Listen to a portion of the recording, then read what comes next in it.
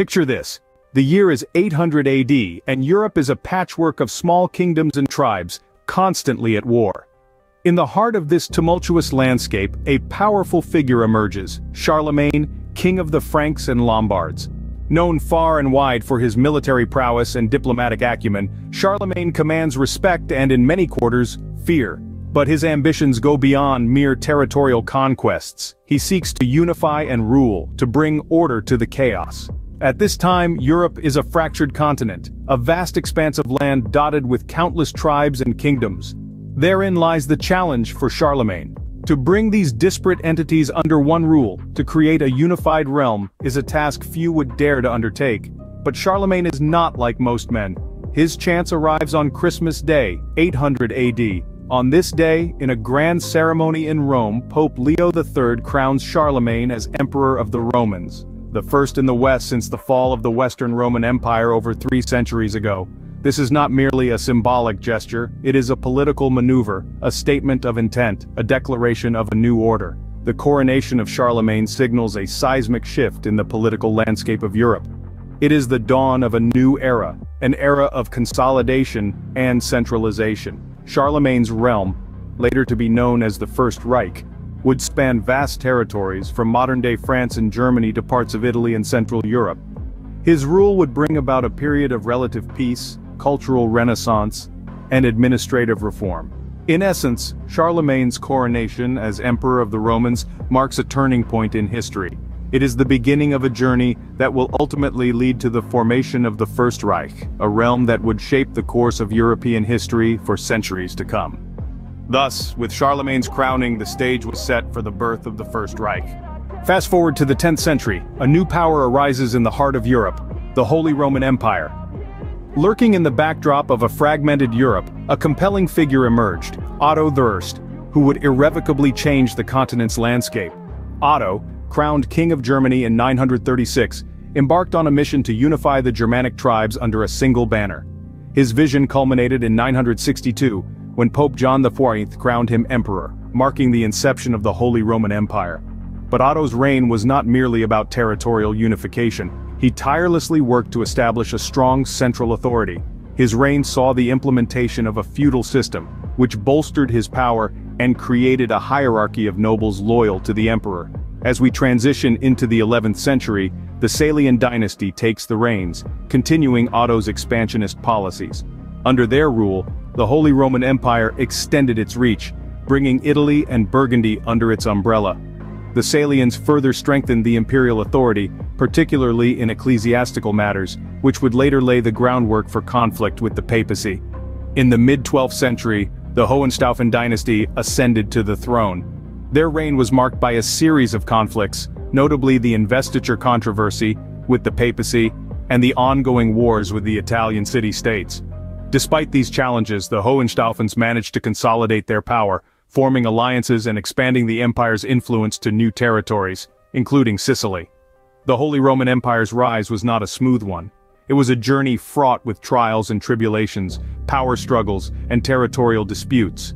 Yet it was these very challenges that shaped the empire, molding it into a formidable force that would hold sway over Europe for centuries to come.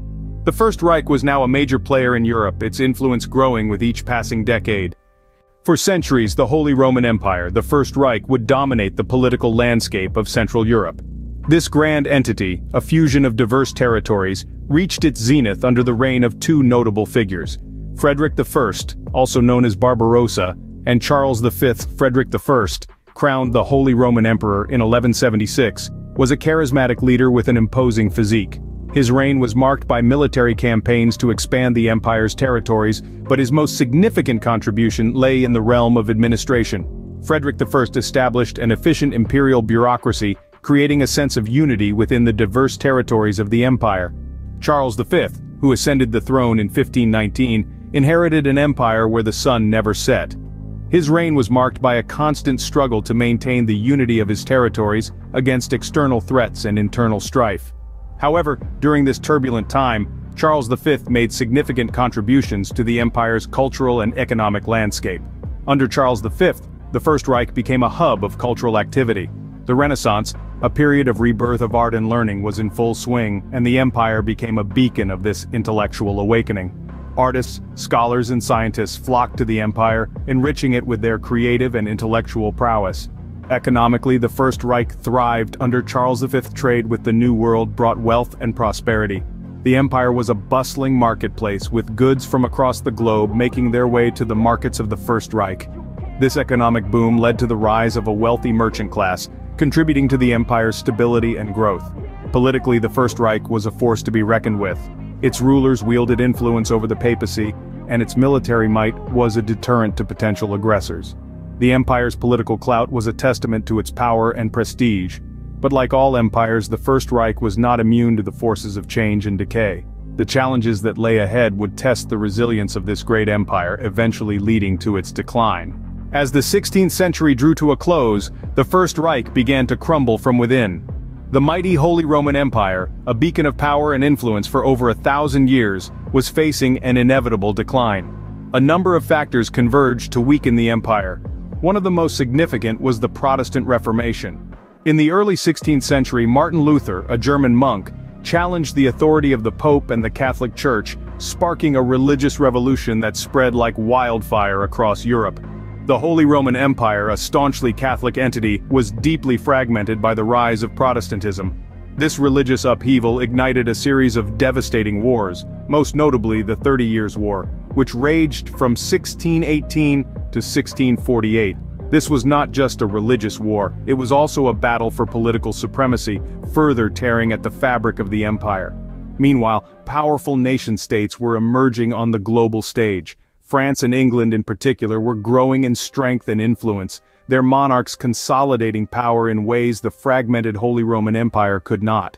The balance of power in Europe was shifting, and the First Reich was losing its grip. The final blow came in the early 19th century from a figure who needs no introduction: Napoleon Bonaparte. The French general, hungry for power and prestige, set his sights on the Holy Roman Empire. Under intense pressure from Napoleon, Francis II, the last Holy Roman Emperor, dissolved the empire in 1806. The once mighty First Reich, which had endured and commanded for over 1,000 years, was no more. The empire that had been a beacon of power and influence that had weathered countless storms, simply could not withstand the seismic shifts of the 16th and 17th centuries. And so, after a millennium of rule, the First Reich faded into the annals of history. But its legacy, its influence, and the lessons it offers us are far from forgotten. Despite its fall, the First Reich left an indelible mark on the history of Europe and the world. Born from the ashes of the Western Roman Empire, it evolved to become a formidable powerhouse, its influence reverberating through the corridors of time to this day. The First Reich, also known as the Holy Roman Empire, was a complex political entity that spanned over a millennium. Its contributions to the European landscape were manifold. Culturally, it was a cauldron of creativity and innovation. It fostered an environment that encouraged artistic and intellectual pursuits, giving rise to luminaries such as Albrecht Dürer and Martin Luther, who revolutionized art and religion respectively. Politically, the First Reich was a crucible of power dynamics. Its system of electing emperors was a unique experiment in monarchical democracy, a precursor to modern political systems. It was also a testing ground for the balance of power between the church and state, a struggle that would shape the contours of European politics for centuries. Economically, the empire was a nexus of trade and commerce. It was an integral part of the Hanseatic League, a confederation of merchant guilds that dominated Baltic maritime trade. This economic prowess laid the groundwork for Germany's future as an industrial superpower. The First Reich's legacy is inextricably woven into the fabric of German identity. Its history is a narrative of resilience, adaptation, and influence. It set the stage for the later German Reichs, its lessons echoing in the annals of history. The First Reich was a beacon of civilization amidst the chaos of the Middle Ages, a testament to the indomitable spirit of its people. It was a realm where ideas flourished, power was contested, and foundations were laid for the future. And that, my friends, is the story of the First Reich, an empire that for a millennium